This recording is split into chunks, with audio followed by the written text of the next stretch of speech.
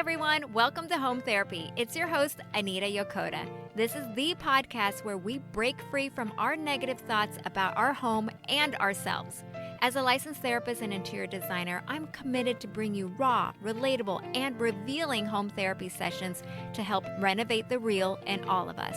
But guess what? It won't be all serious business. I love having fun, so we're going to definitely include the ridiculously crazy and funny moments we all experience at home. From DIY fails to spontaneous paint jobs and even discussions on how to decide on a style with your partner, how to motivate your kids to organize their spaces. Sound familiar? I get it. Even as a designer, I'm right here with you, navigating through these challenges and sharing the journey. So get comfy, sink into your couch, because this is the place to get your home therapy, one session at a time with me, Anita Yokota. Welcome back to Home Therapy. I'm Anita Yokota, and I am so excited to be back with you after a refreshing summer hiatus. It is great to dive back into all things home therapy with you. Today, we're going to look at the concept of finding your why in your space, something I like to call your core desire. It's not just about choosing the right paint colors or furniture plan. It's really about true understanding of what you want your space to do for you. Your core desire is the deeper intention and vision your home should fulfill. Whether that's creating a sanctuary, fostering connection, or encouraging creativity, it all starts with this core question. What do I want this space to truly support in my life? One of the first steps in my home therapy method is helping clients identify their intentions for their home. I always start by having them fill out an intake form, similar to the one that you fill out in your first counseling session. It's helping them pinpoint their vision and intentions for each room. It's not just about aesthetics, it's about how the space will serve their emotional needs as well. For example, when I ask a client why they want a particular room to feel a certain way, we uncover things like, I want this space to bring our family closer together, or I need this room to help me relax after a long day of work. As both a designer and therapist, I help clients dig really deep into these intentions. So ask yourself, why do I want this room to feel a certain way? Is it to support connection, creativity, or calmness? Understanding this helps make choices that truly reflect what's important in your life. Story time. This is about one of my clients. They're a busy couple who felt really disconnected and rushed every morning because the vanity only had one sink, the closet was awkwardly located in the bathroom, and the entrance from the bedroom felt completely out of place. This layout created a lot of friction in their morning routine, leaving them so frustrated and disconnected. During our sessions, they realized their core desire was to start their day with positivity and connection, something their current space was not providing. So we set out to reconfigure the space entirely. We created a private closet area within the bathroom, changed the entrance for better flow, and added a beautiful walnut 2-sink vanity. It was custom made. Still to this day, it's one of my favorite projects. The outdated acrylic 80s bathtub was replaced with a stunning enlarged shower. Beyond the practical changes, the husband wanted a more masculine design. While the wife had her dream kitchen, she was happy to let him have his dream bathroom. So we chose an 8-inch black hexagon tile for the floors, a rich, sexy walnut custom vanity, and elegant porcelain countertops. The mirrors were also amazing because they were large and bright. The result was a bathroom that not only met their functional needs, but also reflected their aesthetic preferences and, most of all, core desires. The transformation was incredible. Now they wake up smiling at each other, greet each other good morning, and no longer race to the sink, grumbling about lack of counter space. Their mornings have completely shifted from chaos to calm, thanks to a space that truly supports their needs. One thing I often work with my clients on is exploring the relational dynamics within their spaces. This is probably the favorite part of my job. Every room can either enhance or detract from the relationships in it. So think about the rooms in your home. Are the interactions in your living room positive or negative? Do these spaces foster connection or do they create tension?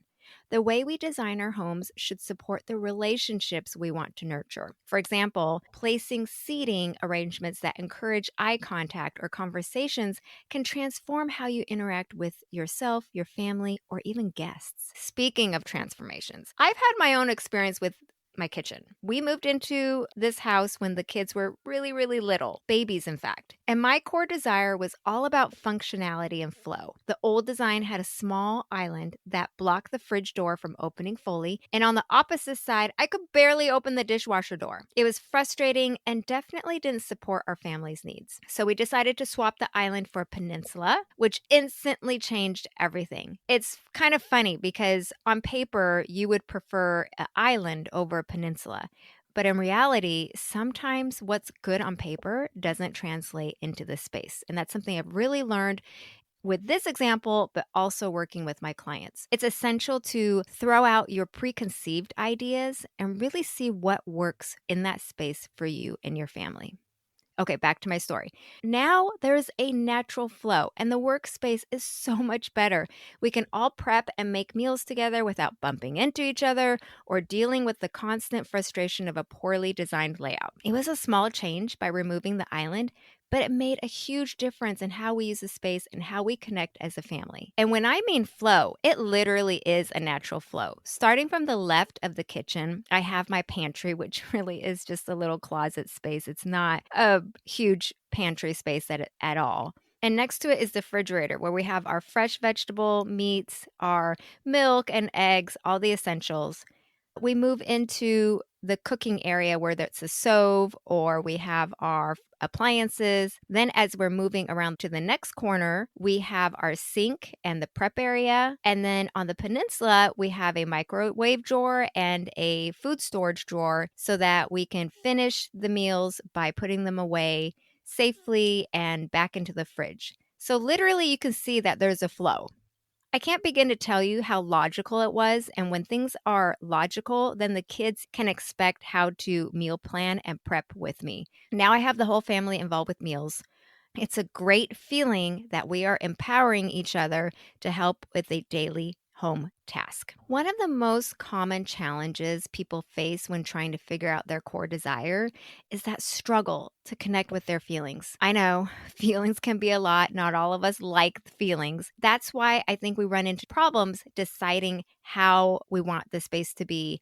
And we get caught up in the minutia of micro decisions like the shape of the tiles or the color of the tiles for the bathroom to the shade of the wood flooring you're going to put in to even what kind of style new doors should be or windows. It can be hard to process how we actually feel in a space, especially when we're busy or overwhelmed by life. But here's the thing. Our feelings are the gateway to understanding our deeper needs. So let's break this down. If you're unsure of how you feel in a room, start by asking yourself, do I feel calm or tense when I'm in here? Do I avoid this space or do I gravitate towards it? These questions can help you tune into your emotions and reveal what's really going on beneath the surface. Remember, your core desire is connected to those feelings. It's not just about wanting a space that looks nice, it's about wanting a space that feels right. So if you're struggling to get to your why, start by acknowledging your emotions in different areas of your home. Finally, I want to highlight how identifying a core desire can not only change a room's feeling and function for you, but your whole life. I know, that's a big statement.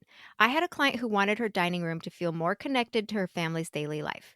After discovering her core desire was to encourage family conversations, we designed the space with seating that brought everyone closer together, turning the dining room into a hub for connection. It wasn't just about the furniture anymore. I often get a few questions from clients when we start talking about core desires in their spaces, and I want to take a moment to address some of these questions because they might resonate with you as well. What if I have more than one core desire for a space? This is such a good question, and it's so common. And the good news is that most of us do have multiple desires for a space. As you know, in my book, Home Therapy, I explain the 4 domains: individual, organizational, communal, and renewal. I have blog posts on it if you want to delve into it deeper. You can refer to a previous podcast on it or in my book. If you choose your core desire for the communal domain, you might want your living room to be a space for relaxation and connection. The key here is prioritization and balance. Ask yourself which desire is primary and which one supports it. Once you figure that out, it becomes easier to make decisions. For instance, if connection is your main desire, you might prioritize seating arrangements that encourage conversation and then add relaxing elements like soft textures and calming colors to support that. It's very similar to adding different colors to your room that complement each other. You always have a couple primary colors and maybe two or three other colors that support the primary colors. It's very similar to that. Another common question: what if different people in my home have different core desires?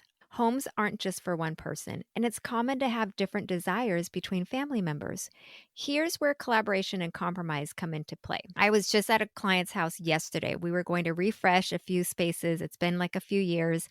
And one of the original ideas for her family room was reclaiming it into an adult space. After we had renovated, just within a couple weeks, her daughter had her Hello Kitty nostalgia items back on the fireplace mantle. And we had a little family home therapy session about how her room, her teenage daughter's room, actually has the capacity now, those open, beautiful shelvings in her own room, to put her Hello Kitty stuff, and her mom and her family can have a collective public space to relax and connect in. Well, forward 3 years later, the Hello Kitty has come back. But here is where the collaboration and compromise come into play, just like how I mentioned. In a shared space like a family room, one person might want a space for creativity while another wants relaxation. In this case, you could create zones, maybe a comfortable lounge area for the relaxation and a corner with a desk or workspace for creative activities. For this family, she has a shelf in the family room for the Hello Kitty, but in addition to that, all the family keepsakes and photos. So it's not like it was just Hello Kitty land, but they designated an area in the family room to just have personal items, even though it didn't match the aesthetics 100%, but it brought them joy to have their sentimental items in the family room when they're together. So, as a therapist designer, how could I complain about that? They successfully blended their desires and enhanced the functionality of the room. And at the end, everyone's needs were served. Can my core desire change over time? Absolutely. Our lives and emotional needs evolve. So it's natural that your core desires might shift too. Speaking of family rooms, my own family room has evolved probably 10, 15 times based on the season of our lives. When we first moved into our home in 2009, it was a cookie cutter home. The kitchen and the family room were squished together. We had our playpen, all the Fisher Price toys, and I mean, diapers, toys, baby wipes. Everything was in that little square area. Now it's actually our dining room. I mean, talk about such a stark contrast to the needs of our family as we grew together. So, yes, absolutely, your core desires shift. Maybe your initial desire for a home office was productivity, but over time you realize you need it to feel more calming due to stress. Your space should be adaptable to reflect where you are in life, and that's why the home therapy method isn't about rigid design rules. It's about staying in tune with your emotional needs and adjusting your space as those needs change. And guys, can I just tell you that I get chills and tingles just saying that? My whole purpose in this podcast and everything I do, working directly with clients, is adjusting your space to fit your emotional needs. I really feel like I was put on earth to help people do that. If we have our home work for us, can you imagine how much more we can do with our lives and our relationships? It's just really exciting to see and experience. So I have a challenge. Take a moment today and ask yourself, what is my core desire for this space? How do I want it to support my life and relationships? When you discover your why, you'll start to see your home change and transform in meaningful ways, not just visually, but emotionally too. Your home is an anchor in your life's journey. Let it support your core desires. I hope today's episode has given you a fresh perspective on how to connect with your space in a deeper, more meaningful way by discovering your core desire. Remember, it's not just about making your home look magazine worthy. It's about creating a space that truly supports and nurtures you, your relationships, and your life goals. Thank you so much for listening to this episode of Home Therapy with Anita Yokota. If this episode resonated with you, consider passing it along to a friend, family member, coworker, or roommate. Spread the love, one home therapy session at a time. Subscribe to this podcast and never miss an episode. To leave a rating or review of the show, head to Apple Podcasts and let me know what you think. I love hearing from you. Not to mention, you can stay in touch with me throughout the week, seeing behind the scenes info and sneak previews of upcoming guests by subscribing to my website, anitayokota.com. All information about today's show and guests will be linked in the description of this episode. Thanks again for listening. I adore our time together so much, guys. Let's keep our intentions focused and calm, and as always, use your home as therapy.